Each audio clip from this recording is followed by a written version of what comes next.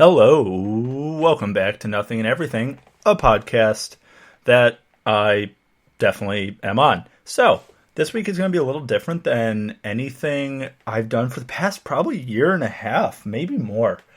No, it's probably about a year and a half if I went back and looked. I'm by myself, so Ben and Ariana both could not be on the show, and we may have a guest host coming up soon who's been on the show before. Really excited. Not going to say too much. But yeah, it should be exciting. So, this week is going to be different. Not just because it's, just me, but I'm going to tell some stories that people probably don't care about. But I'm also going to talk movie news because that's something I've bottled myself into on this show for forever. That's what this show has become. It's the ramblings of someone who's losing their mind and talking about movies and TV and maybe music, and other stuff. So, yeah, I said, and that's not good. So, the main way I find my movie news, because I've been asked before, I do a lot of it on Twitter. I do a lot of it on, actually, Instagram. And I just follow pages that tweet and post a lot about movies. My main one that I find that tailors a lot of their stuff towards what the podcast is a Lights Camera Barstool. They have really good stuff. So I'm just citing them. And their Barstool Sports is a movie podcast and movie page. But this week and last week, we've had a lot of news. I think starting off, we have that, I think we talked about it last week. I don't know, I'm saying we, as like, there's another person here. It's just me.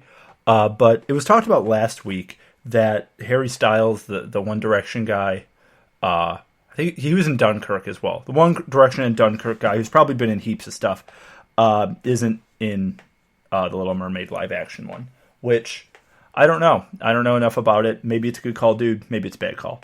And the next piece of news that we're going to run through is that Ewan McGregor from Trainspotting and Star Wars and heaps of other stuff is going to reprise his role as Obi-Wan Kenobi in a Disney Plus streaming service Star Wars show, which is a real mouthful. And yeah, so that looks like it's going to be a thing. Let's see what else we have. First trailer and first pictures from Motherless Brooklyn have come out with Edward Norton and Bruce Willis. It looks pretty fantastic. If none of you have seen the trailer yet, it's a period piece mafia movie, which apparently are things again. I'm not against it. I like that a lot. But it does look really good. It looks action-packed and intriguing and like there's some substance to it. Edward Norton's character has, from what looks like in the trailer, Tourette's. And I think that's going to play into the story a lot in how he's perceived by everyone else, which, I mean, sounds like pretty obvious stuff. However, it seems like it might be really, really cool. I don't know. I'm excited. Apparently there's a Matrix 4, which is going to be a thing. Which, who's asking for Matrix 4? Let's just redo the first Matrix and the other ones and make two other good Matrix movies. The first one's good, but let's remake it for 2020, like 2019, 2020. Because if any of you have gone back and watched The Matrix, don't, because it's really dated. Or you should go back and listen to the podcast that Ben and I did on The Matrix. It'll give you all the fun of The Matrix and all the fun of listening to two guys who didn't want to have to watch The Matrix. I know I'm giving you a little bit of a kicking. However, it is quite an achievement. It's really cool. The second two are just incomprehensibly bad. But yeah. Also, sorry if you guys hear the fan noise from my computer. It's really hot in the podcast room, and there's going to be a little bit of echo from the fan noise. I apologize. There's probably a way to solve it, but I don't know how to right now. And someone can hear it and is yelling about it, and, you know, I'm sorry. It's not my fault. It wasn't me. I didn't do it. Yeah. So, there's a trailer for The Mandalorian, which is another Disney Plus streaming service show. Mandalorians for non-Star Wars aficionados are what the armor that like Boba Fett and wore with the kind of like the stormtrooper-esque looking helmet. That's what they are. They're Mandalorians and they're bounty hunters. It's a bounty hunter show. So maybe lightsabers, maybe no lightsabers. The production value on it looks off the charts, though. It looks redonkulous. So, I mean, yeah, the question is, am I going to buy into the Disney streaming service? Yeah, probably. Do I think it's good that Disney owns everything in Hollywood? No. Am I still going to support it because I want to watch TV shows and I'm a real sheep about stuff? Yes. But, I mean, if Disney keeps making good stuff and making good decisions and being a positive influence, I mean, I guess that's fine. But monopolies aren't good, as we know. But Disney, sponsor our show. Come on, Disney. Give us money. I'll rep you. Pretty much all the stuff they've done recently is good. Apparently, except The Lion King, which I refuse to see, and Dumbo, which the original is just sadness for like 80 minutes.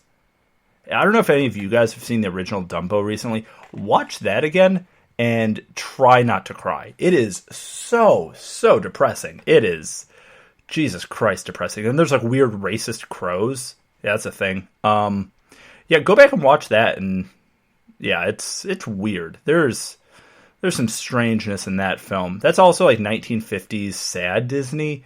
And like all of their stories are just weird and aggressive and sad and real. It's just the definition of a melancholy cartoon right there. But yeah. So that's a thing that is a recommendation. Oh, another Disney news. Surprise. There's a Lady and the Tramp live action movie coming to the Disney streaming service. I don't care. So apparently there's another Disney streaming something or other, maybe. It's called Monsters at Work, and I think it's like the Monsters Inc.-verse. And that's going to be a thing. I don't know anything else about it. There's more Disney news. See, there's a trend here. I don't know what it is, but there's something going on. It's Anna Kendrick and Bill Hader in Noelle. It's a Disney movie, of course.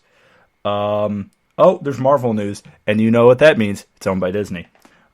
Kit Harington, who's Jon Snow from Game of Thrones, apparently is going to be part of the Marvel Cinematic Universe. Miss Marvel will be getting a Disney Plus series. She-Hulk is getting a thing. Apparently Moon Knight is going to be a series. I've been asking for Moon Knight for a while as a series. If for those of you who don't know who Moon Knight is, he's kind of an obscure character unless you're a big comic book person. And for those of you who do know Moon Knight and you're listening to other people or forcing other people to listen to this podcast, first, thank you. I appreciate that.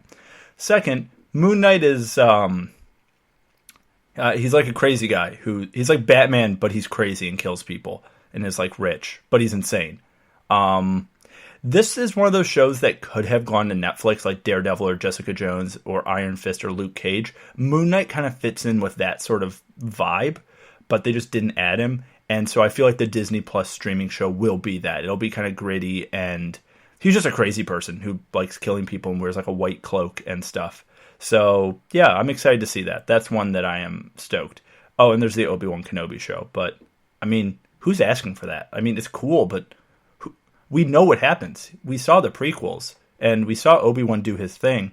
And then we see old Obi-Wan get killed by Darth Vader, spoiler alert, in A New Hope. Like, we know his story, so I don't know what we're going to get. Maybe, I don't know. Sorry, that's what this is. What else? Oh, sorry, notification on my computer. Because professionalism is what I bring to this show. And we have a High School Musical series apparently coming out. Who is asking for these things? And just this Star Wars, Clone Wars TV show, animated thing, something. I've never watched it. I've heard it's quite good. And more Disney news, of course. So, yeah, that's the news. We ran through it pretty quick, or I ran through it pretty quick, because it's only me, and it's kind of an echo chamber in here today. Or is it? Is echo chamber when you're talking to somebody else? Or is it when you're just alone? Huh. I'm not going to look that up. I'm going to leave that one out there. Someone will know. Most people will know. I just sound dumb. But also I'm recording this at 10:24 at night, and it's real hot in the room I'm in, and I'm not thinking straight. So, here's what we're going to do. Last week I made a promise on this show, which very rarely actually get fulfilled, but I thought I would this week since I'm by myself and I was supposed to do this topic with Ariana, which we will talk about on next week's show. Hi, Ben and Ariana. Maybe you're listening to this, maybe you're not. Yeah, so we're going to talk about a movie that I saw as a kid and that I went back and watched now as an adult person, human. It's a Jim Henson and Frank Oz movie. For those of you who don't know who Jim Henson is, he made The Muppets. For those of you who don't know what Muppets are, I'm sorry that you didn't have a childhood on Earth. For those of you who don't know who Frank Oz is, he is Yoda, and also a really good puppeteer and voice actor. And you guys know what that means. Talking Yoda, we are. I get to pop out the Yoda voice throughout this. It's going to be fantastic. It's going to be great. So we're talking The Dark Crystal. It's an 80s movie by Jim Henson and Frank Oz that as a child terrified me because of these weird vulture bird monsters called Skeksis. And don't worry, this is going to be as nonsensical, non-organized, and just odd as any of the reviews that we do on this show. So don't you worry. So this movie came out, let's see what year this came out. It came out in 1982. So, I was not born in 1982. Spoiler alert. I was born in the mid-90s. So this came out before I was born. And I saw this movie probably when I was like 7 or 8. I think my parents bought it on VHS, which is a really, really old-fashioned sentence. Because I know we own it on VHS because I was looking through our VHS and DVD collection and I saw it. But I actually watched this on Netflix because I watched it on my computer and my computer doesn't have a VHS drive on it. Spoiler. So this movie terrified me as a kid. Not just because it's very strange and odd and has this very 80s-y feel to it. In a way, kind of like how Princess Bride does, but not as fun-loving. It has the same feel as the rodents of unusual size in The Princess Bride. And if you don't know what I'm talking about, turn this off, watch that movie, and come back. I'll give you now. Okay, I'm glad you're back. I hope you love that movie as much as I do. It's incredible. It's hilarious. It's a treasure. So, the Dark Crystal has that same kind of 80s-y vibe with puppets, and it's very real. There's no, like, CGI in it, except for maybe a few scenes. So it has this very tangible feeling where a lot of other movies didn't, or don't at the time. And this is one of those cartoons that is for kids, but I don't know who, because everyone I know who I've talked to about this movie, it scared them as a kid. This is one of those, like, kids movies that's not for kids. Kind of like, I've talked about on the show. I saw Spirited Away and Princess Mononoke as a child. And those are cartoons, but not for kids. Or maybe they weren't for me as a kid. Maybe I was just, like, a really scared kid. But those movies scarred me, and so did The Dark Crystal. But then I watched it a few years later, and I actually genuinely loved it. And this movie was like, oh man, wow, this movie's really cool. It's different. It's more gritty. It's kind of like Labyrinth, if any of you've seen that with David Bowie. And very puppety, Jim Henson-y kind of vibe. So the movie also kind of makes no sense. And that's what we're going to get into. Did I like this movie and would I recommend it to people who watch it? Yes, I would 100% recommend this movie if you have never seen it. I seriously, I do recommend it. It's really weird.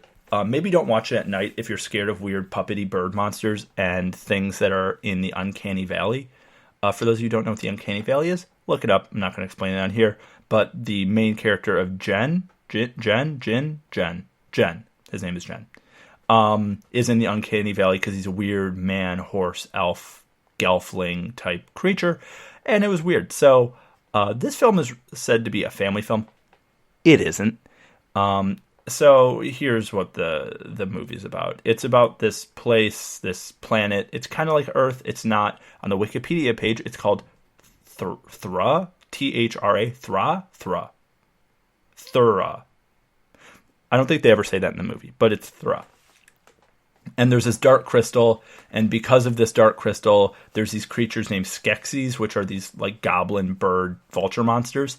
And then there are the mystics, who are like the good version of the Skeksis. They're like it's like yin and yang. They're whatever one is the good one and whatever one is the bad one in yin and yang. So they're like tethered to each other.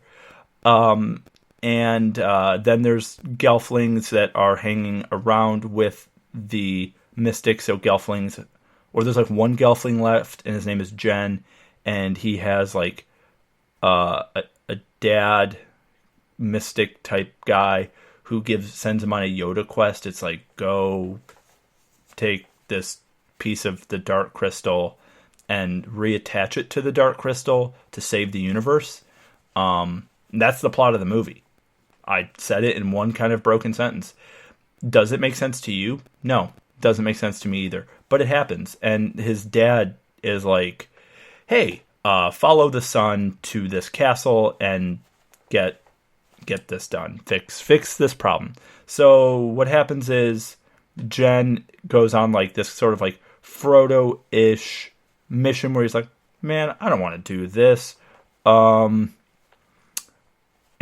then he's like, "Ah, man, I kind of got to do this. I'm the only one who can save the day." That's his mission.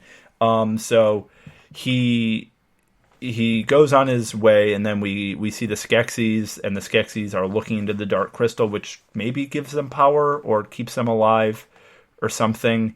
And then they have these weird big crab type creatures, and they're like, "Hey, there's a kid coming to kill us or something, or save the world with this shard of a crystal that he doesn't have yet."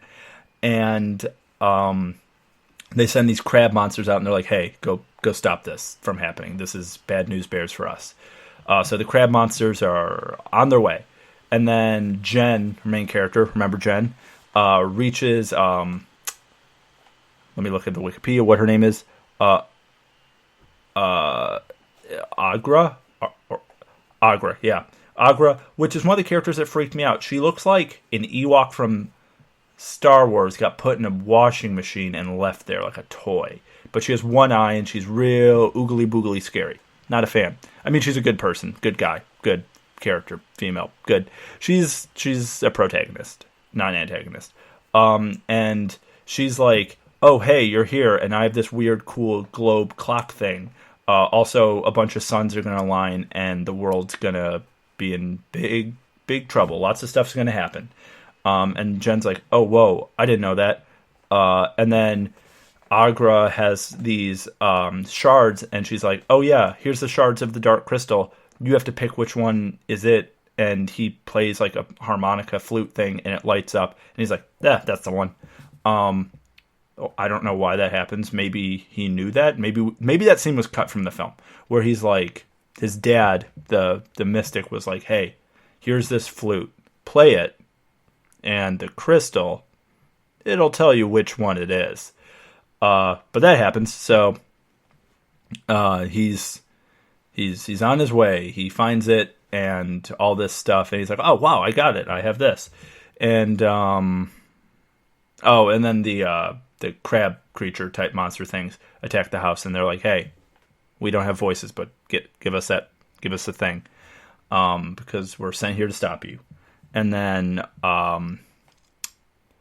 oh man, this is real hard for me. Sorry guys. And then he escapes because he's the protagonist and it's a children's movie. And then he runs into Kira, who's another Gelfling.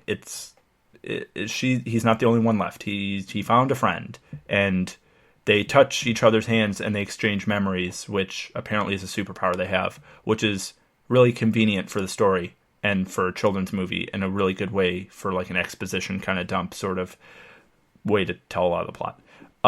But they're like, "Oh wow, there's all this stuff happening," and she's like, "Yeah, you're real cool," and they're like, "Let's go together."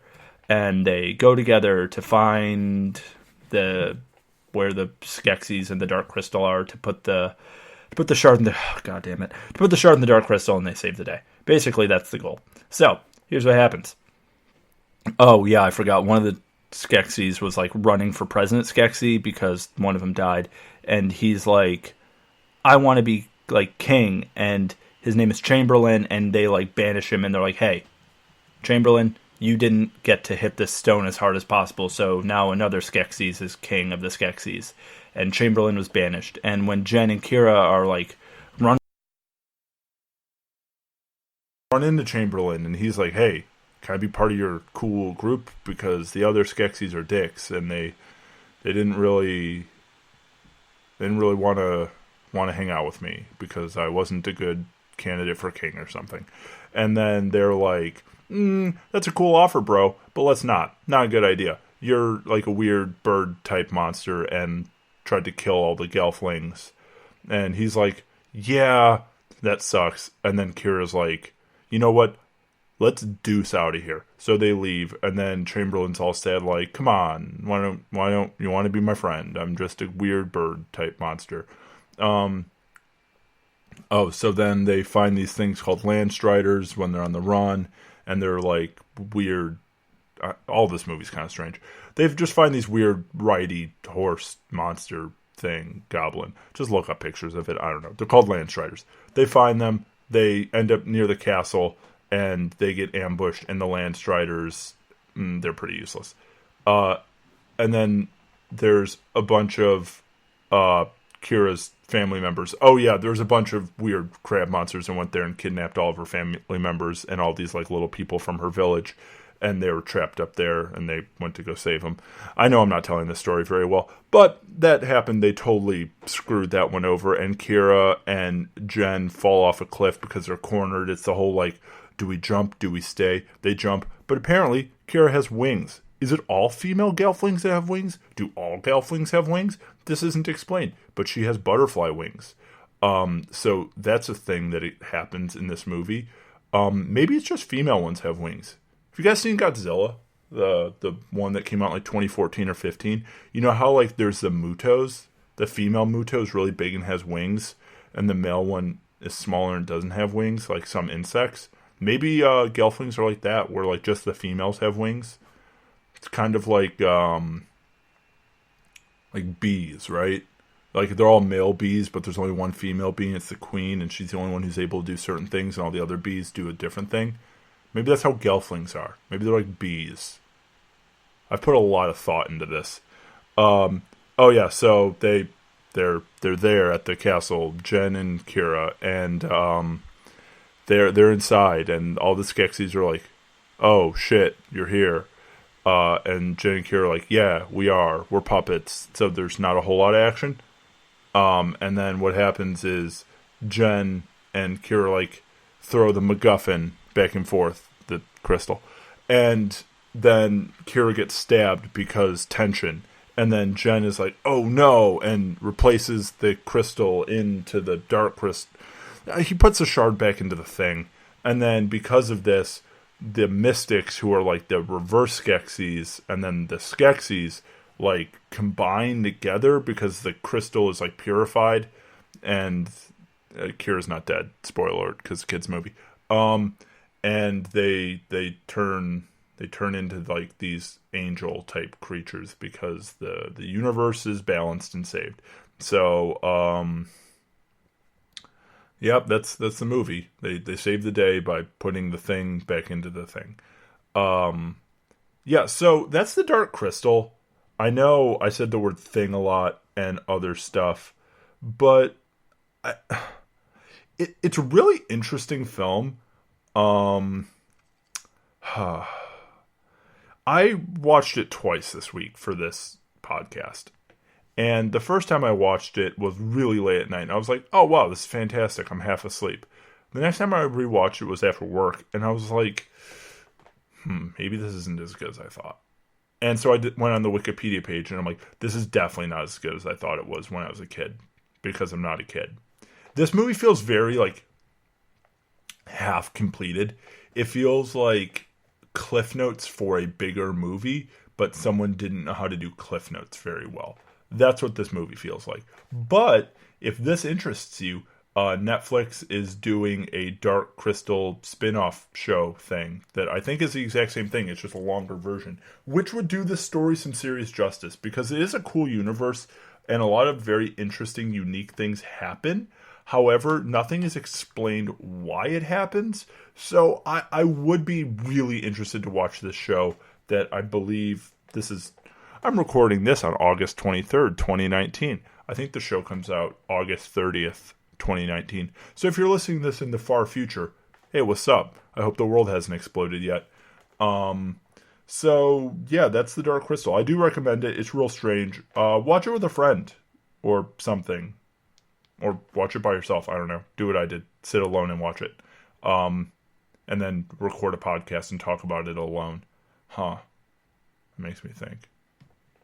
Okay, so that was The Dark Crystal. That was a review that I did by myself. Hopefully that came across as okay and half funny. Because, guys, I don't know if you're going to believe this or not. I actually wrote notes for this, like on a sheet of paper with a pen. It's wild. Felt like I was in grade school again. Or in college again. Because that's not a thing I do in my normal life anymore. But I do for this show because it's love of the game. It's love of the thing I do here. Lots of effort. That's what this show's about. Maximum effort. So I made a promise on the top of the show. My promise was I was going to tell stories. Or, yeah, that's what I said. I said stories. So, I think I will... I'm trying to think what I'll tell. Because I had a few in mind that I wanted to talk about. I think the first one is how I came up with making a podcast in the first place. I think I've talked about it on previous episodes, but since it's just me by myself and I'm just saying things into a microphone to fill up time, that's what we're doing here now, guys. That was me cracking my knuckles. I don't know if that came through on the mic because I forgot my headphones in another place in my house. So I'm doing this blind, so to speak. But I am looking at the monitor. Not that anyone gives a shit about any of that. So I created a podcast because I actually like listening to podcasts a lot. I have listened to one podcast called The Weekly Planet for about 5 years now. And they made it sound really easy, which means they're good at their job. And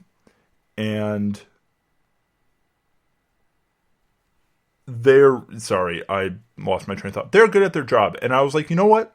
I'm a film student in college. I have microphones. I have audio equipment.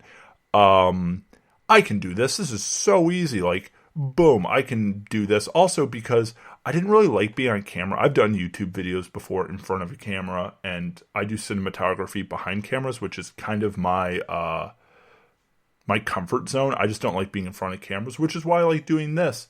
But let me tell you, doing a podcast is actually a little more difficult than it sounds. I'm not saying doing a podcast is that difficult, but it is more difficult than just turning on a microphone and talking. You actually do have to sort of half think things through, or really have a good co-host like Ben or Ariana who help keep you in check. And yeah, so I wanted to do the show because I thought it would be a fun, easy thing to do. Put something out there every week, kind of give myself a hobby. And that's what it was. And then I started taking it more and more seriously. More than one person started listening each week, which is really nice. Thank you to you if you do listen. I actually genuinely do appreciate it.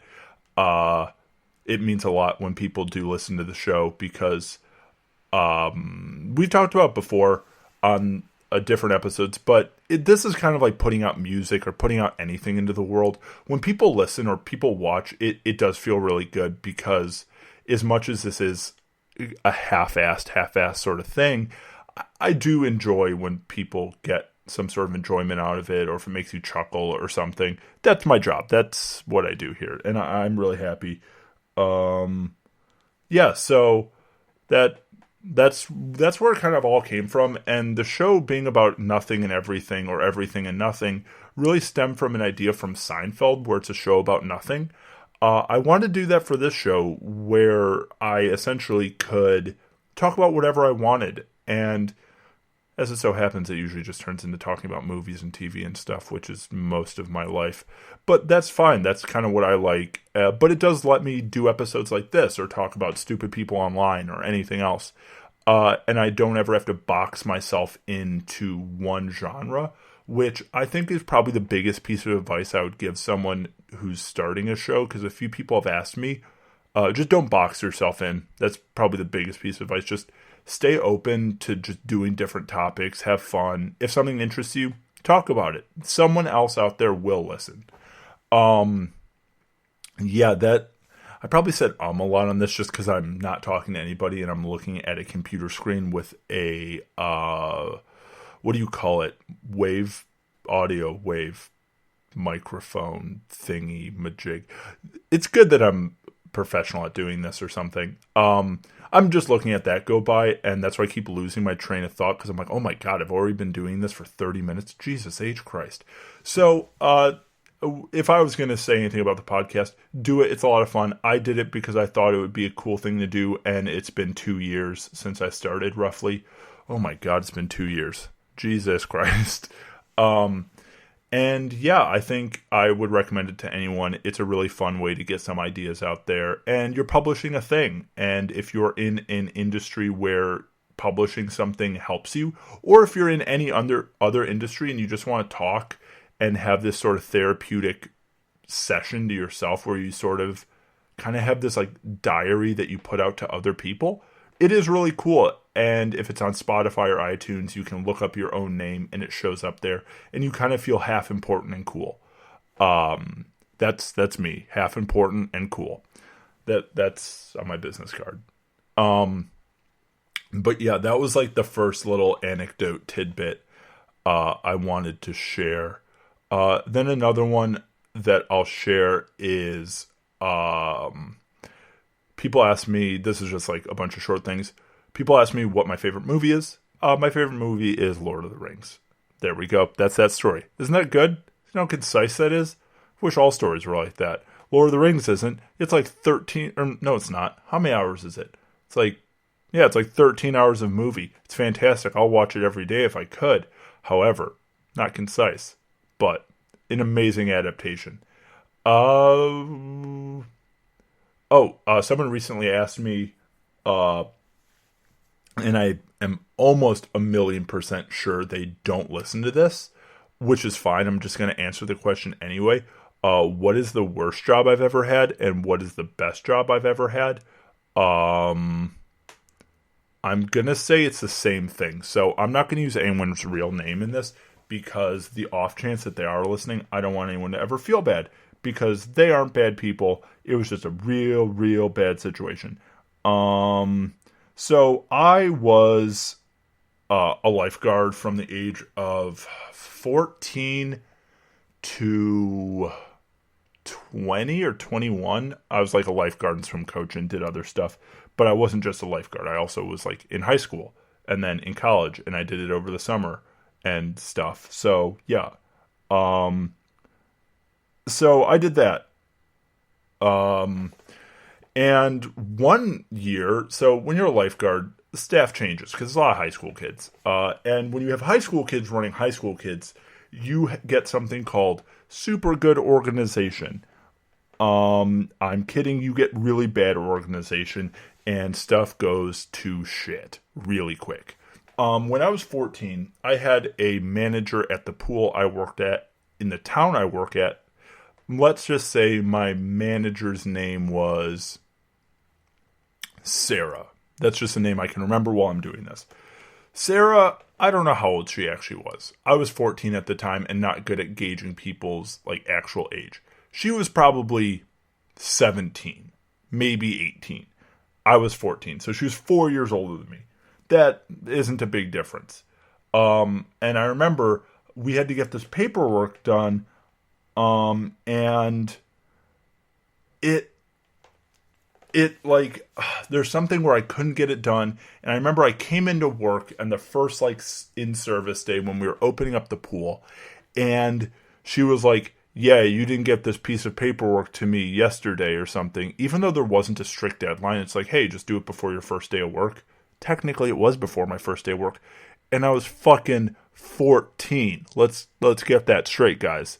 So that happened, and she's like, yeah, you're fired. So what happened was I was like, huh, this is weird. I got fired on my first day of work from my first job. So I rode my bike back home, and my mom was still home because it was really early in the morning, and both my parents go to work really early. And I rode my bike home, and my mom was still there. And my mom was like, "Are you home?" And I'm like, "Oh, my boss fired me. I kind of don't know why." And my mom, being my mom and me being 14, was like, "Russell, get in the goddamn car."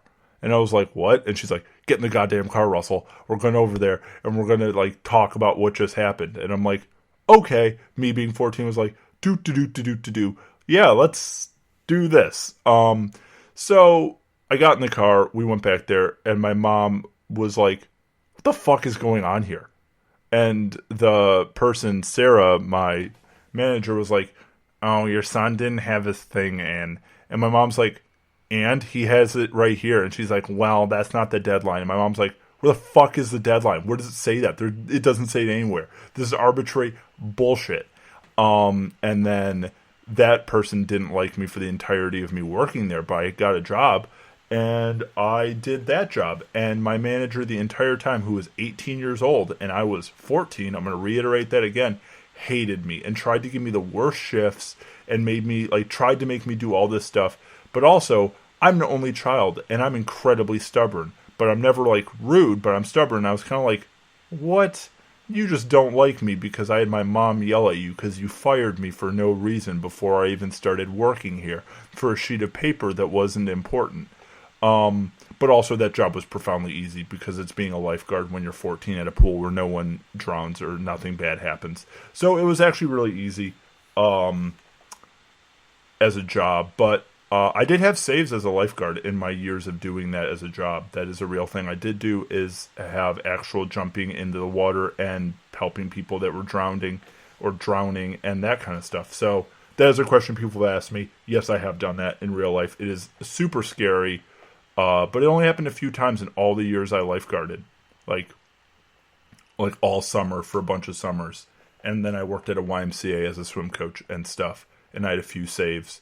And let me tell you, when something starts happening and the lifeguards where you're working aren't being attentive and you're wearing jeans, and then someone starts struggling in the pool and you have to jump in the pool in your jeans as a swim coach and do a save, I guess, like, yeah, there's, like, that gratifying part of it. But then you're like, I'm in fucking jeans and it's cold out.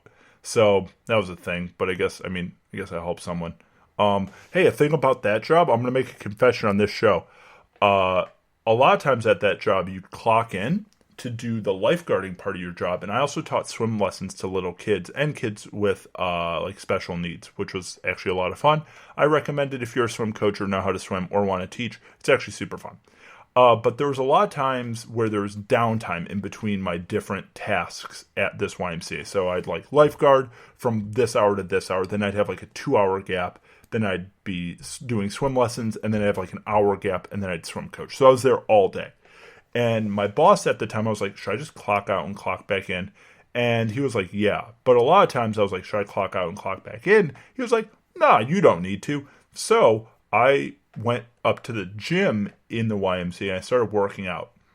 I got paid to work out, guys. I felt like a professional athlete. But I was still technically on duty, so if anything bad happened, they'd be like, Russell, come down to the front desk, and I'd have to like whip back on my work shirt instead of like my bro tank that I was wearing as like a 17 or 18-year-old who thought he was huge, but I was really skinny.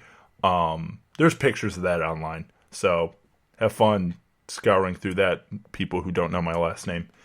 But yeah, so that was a thing. That was a confession. But that job was actually really fun, working at the YMCA. And then, yeah, I worked other film places after that because that's the industry that I go to grad school for and have my college degree for, is the film industry. I've definitely talked about that a million times on this show. But if that's your first time listening, this is a weird episode to start on. Hi, I'm sorry in advance, or I'm sorry in post. Yeah, welcome though. Thank you for listening to this episode as your first episode. But yeah, that's a story about my jobs. Yeah, I think everyone should be a lifeguard and have to do that because I've never really worked like a retail job or like a fast food job, but I assume being a lifeguard in a lot of ways is similar because you have this like customer service type aspect to your job where people ask you profoundly dumb questions like, why can't I run on the pool deck? Why can't I do this? Can I leave my kid here with you? No, I'm not your kid's babysitter, ma'am or sir. And if your kid dies here and I'm not the one who's like there, there's like a bunch of liability. Don't leave your kid at the pool. Just, if you go to the pool with your kid, watch your goddamn kid. That's why you have a kid. Just, it's not that hard. Sorry, that's a rant. Oh yeah, at work one time, I don't know why I'm talking about work now. I'm just airing my grievances. I caught a guy masturbating in the hot tub. Yeah, I know this took a left turn, didn't it? Yeah, that's a real thing that happened to me. I was 20 at the time, and yeah, so the pool I worked at the time, the YMCA had an indoor pool, and to the back end of the pool, away from like where like the swim coach office was, there was like a hot tub, and it was like in a cove. So it was like you up like 3 stairs, and it's like a doorway, but there's no door. So you kind of walk up there, and it opens up into a hot tub type area. So when you're in the pool and you're anywhere else, you kind of can't see into where the hot tub is. And when you're like a swim coach or lifeguard or whatever, you kind of just do rounds around the pool after you start and when you're done, just to make sure there's like no floating bodies somewhere where you can't see them, even though it's not a super crazy, gigantic like water park. It's just a pool. But I walked over there, and we have like walkie-talkies and everything, and we're going to call my coach for the, or not my coach, I'm sorry, my manager for this story, because different manager, different workplace. His name for this is going to be Brian. I walked over and I saw an elderly gentleman with his hand in his pants doing like an uppy downy kind of motion. And as a human man, I was like, the guy's beaten off. And then I was like, oh wait, that guy's beaten off in public at a pool and I'm working. So I turn around and I get on the walkie-talkie and I'm like, hey, Brian, there's like a thing happening over here. And note, everyone else can hear what's happening if they're on this channel. And Brian's like, yeah, Russ, what's happening? I'm like, can you please come over by where I am, or I'll come over by you, but this is kind of an emergency. And he's like, oh, God. So he kind of half like jogs over to me in flip-flops, and I'm also wearing flip-flops. And he's like, hey, man, what's happening? I'm like, there's a guy beating off in the hot tub. And he's like, what? And I'm like, yeah, there's a guy literally beating off in there. And then he looks, and he's like, oh, shit, there's a guy beating off in there. And then I had one of the most awkward experiences of my life where myself and Brian approached a man, another human, in a public place where I work, who was masturbating. And we were like, hey, you can't do that here. This is not good. And the guy was kind of like, why not? And we're like, what? What? That's one of those questions, like, why can't you jerk off in public where there's kids 30 feet from you? And he's like, well, there's no one else here. Bro, just, oh my God. Just, go jerk off at home, man. Or jerk off in your, is it illegal to jerk off in your car? It's probably illegal to jerk off in your car. I was going to say go jerk off in, like, the stall, but that's also probably illegal. It's definitely illegal. There's probably a law about that. That's probably like a sex offendery thing. Who knows? But I washed my hands of that situation, and I let Brian take care of the rest of that because not that it was out of my pay grade, but that's out of my pay grade. In the whole like lifeguard and swim coach handbook, none of the pages, like there's no section G5 or G6, how to confront someone masturbating. That's not a thing that you get trained for. So, yeah, that's an awkward story. There's another story about where I was working. This isn't as awkward, but the person is fine. And I guess I'll just talk about these to pad out some time. There was a girl who was in the like gymnastics area of the YMCA. I wasn't like on duty, but there's like different codes. So there's like code pink, blue, purple, brown, all this stuff. Like one of them's like if a child gets kidnapped, there's a code and we're all supposed to know it. But they were really confusing for me. And they were like, oh, we have a code blah blah blah here, and I'm like, oh my God, either someone's dead, there's a fire, there's someone being kidnapped, or a billion things. So my brain goes to on the walkie-talkie, like, what do I do? And they're like, stay where you are because it's a code this and you're supposed to know what that is. And I'm like, got it. And I totally know because I'm professional. And then I was like, over and out. I think I actually said over and out. And I was like, what the fuck did I just say that? But as it so happens, what happened in the gymnastics area is we have those big vault gym doors with those little, like the spinny wheel things that the doors lock into that I don't know what they do.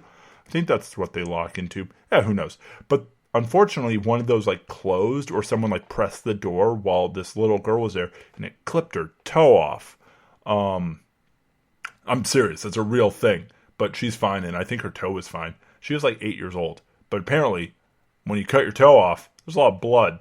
But that was the thing that happened there. Yeah. So, no one died, but little girl cut her toe off, which is really scary. There's nothing more to that story. Nothing as anticlimactic as someone masturbating. Or it's climactic. I made a joke. I actually made myself laugh. It was a climax joke. You know what? I have another dumber story. So, when I was in college, I worked at a gym. I was like a fitness trainer, which is astonishing to me as well. That anyone would have hired me for that. Some dumb guy who works out a bunch got hired as a trainer because I have so much expertise. That's literally like the blind leading the blind. I mean, yeah, I did sports and stuff, and I know how to work out and not tear every muscle in my body, but I am not qualified to teach other people how to lift. I'm just not. But now I am because I was a trainer. It's on my resume. Which makes me think, wait, are a lot of trainers as like oblivious as I was? Probably not, because then a lot of people would be getting hurt. But when I worked at this gym in college, there was a dude who thought he was super hot shit. And he was bench pressing, and for those of you who don't know which one the bench press is, it's like Arnold Schwarzenegger laying down and you lift the bar over your chest a bunch of times. That one's bench press. It's kind of like a push-up, but you're on your back. Same muscles as a push-up, basically. And he was benching 315. And for those of you who don't know about the gym, 315 is 315 pounds. The bar weighs 45 pounds on a standard bench press, and each of the big plates weighs 45 pounds. So that means he's benching the bar and 3 45-pound plates on each side of the bar. 315 pounds on a bench press is quite heavy. That's way more than I can do because I'm not a weird monster man who spends all of his time in the gym. I just spend a lot of my time in the gym. So this guy was doing that, and he didn't have his little weight clips on there. And there's like those little like weight clips you put on the end, so if you spill, the weight doesn't go flying. That's what those are for. I never really ever used weight clips, and I never was like, no one's ever going to have weight go flying in the gym because they're doing something stupid. Oh, I was wrong. So apparently what happened was this guy was benching, and he dropped the weight back onto his chest because, of course, he couldn't lift 315 pounds because this guy wasn't that big. And he and his bros were like, bro, you could totally do 315 pounds. It's like nothing. It's just like so little weight. 315 pounds is a shitload of weight. So, what happened was he spilled one side, so all the weight fell off the one side, right? So you have no weight on one side and 315 pounds on the other side, or 45 times 3, which is like, I'm not doing math. So you have that, and then the weight goes as like seesaws the other way. And then once the weight spills off the other side, it re-seesaws to try to even out. However, there's still the tip of a 45-pound weight on the bar on his chest, seesawing back and forth. And what happens is physics, and the bench or the barbell turned into a catapult for this 45-pound plate, and it went flying like a discus across the gym. And a 45-pound plate, like soaring through the air, that could probably cut your head off. It'll definitely like incapacitate you if it hit you. Didn't hit anybody, but that guy was banned from the gym for life. That was like a real thing that happened at the gym I worked at. I also worked the opening shift and closing shift at the gym. It's actually how I met my roommate, Matt. Hey, Matt, I know you listen to these sometimes. What's up, bro? But yeah, I met Matt at the gym. and I met my buddy Jake at the gym. Hey Jake, what's up? I know you listen to this sometimes. How's it going, dude? But there's a time, so I worked opening shift and closing shift because I was like, oh, that'll work well with my school schedule. I'm an idiot. Gyms open real early and close real late. I didn't think that one through when I was putting my schedule together. But it did work with class, actually. But also no one's there early in the morning and late at night, so your job is actually quite easy at the gym. You don't have to like spot for a lot of people. You don't have to really train that many people, but you're exhausted. And so what happened was one time on a closing shift, which was like midnight on like a Thursday night, we're cleaning out the lockers just to make sure no one left their stuff there overnight, because there's like overnight lockers and there's like just day use lockers.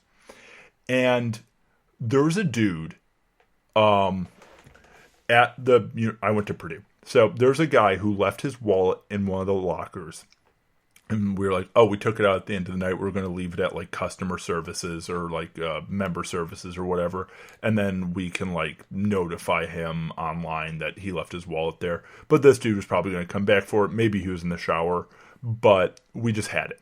And we were just going to sit there for a hot sec. This dude in his wallet, I shit you not, had I think like $12,000 in his wallet. Like it was stuffed full of cash.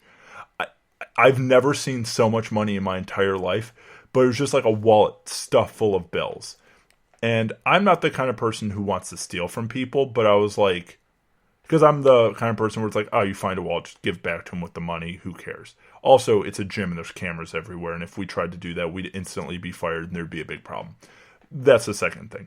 However, this dude legit had all this money in there, and we're like, how do you forget this? How do you forget this much money? Also, I would feel unsafe having this much money on me, like ever. And I never saw the end of that story because we just left it at member services, like in a plastic bag, being like, hey, here's a wallet with a shitload of money. Here's this kid's student ID. But yeah, if that's you and you listen to this by an off chance and you went to Purdue, why do you have so much money on you, bro? I don't get it. Also, here's another grievance I'm going to air or gripe. How do kids in college afford driving Ferraris and Lamborghinis on campus? There was like a kid who lived in my building one time who had a yellow McLaren, or it was an orange McLaren. And for those of you who don't know what McLarens are, they're like sports cars. They're like Ferrari or like maybe they're not Lamborghini level expensive, but they're like Ferrari or Aston Martin level expensive. And it's like a luxury sports car. It's like a Ferrari. It's like a 2-seater coupe. Where are you getting the money for this, dude? And there's like a kid who had a Rolls Royce. There's kids who had like Aston Martins. Is everyone at Purdue a SoundCloud rapper? Because that's kind of what it seemed like, where people just have like all this crazy stuff. And it's not like, okay, I get it. If you have like a Gucci handbag, you can have a fake. It's not like you have a counterfeit fucking McLaren. Or what, is that a real thing? Can you get a counterfeit McLaren? No, probably not. But yeah, that was a real thing. That was the thing. I said that word a lot. But yeah, those are some of the stories I wanted to tell on this podcast because I'm by myself, and I hope you guys enjoyed it. Yeah, I'm Russell. We have a website and stuff. I did hope you enjoyed this. I might be doing more of these if I'm by myself and just bored and want to vent to a computer and random people online and maybe my family who listens to this. Oh, hey, family who listens to this. But yeah, thank you so much for listening. If you have any requests for other stories or none of that made sense, thank you. Thank you for your feedback. Thank you for listening. This is Nothing and Everything, and I think I've proved it today. This is legitimately a show about nothing. But I hope you liked it. It was fun for me to do this, a little different, kind of a cathartic experience. And yeah, thanks. I hope to see you soon with maybe a guest host or back to our regular scheduled programming. I hope everyone has a great day, night, whenever you're listening to this. Thank you so much. My recommendation, because that's a thing I do now. Watch The Tick on Amazon Prime. It's really good. Or if not, watch The Great British Bake Off I think it's on PBS Online, which is free because it's PBS, or on Netflix, which most people have. It's really good. Everyone's real nice to each other. It's about baking, and Mary Berry is the best. Actually, my laptop right now is sitting on a Mary Berry cookbook because I like cooking and Mary Berry. So those are my recommendations. Thank you so much for listening, and have a great day, night, whenever you're listening to this. Goodbye.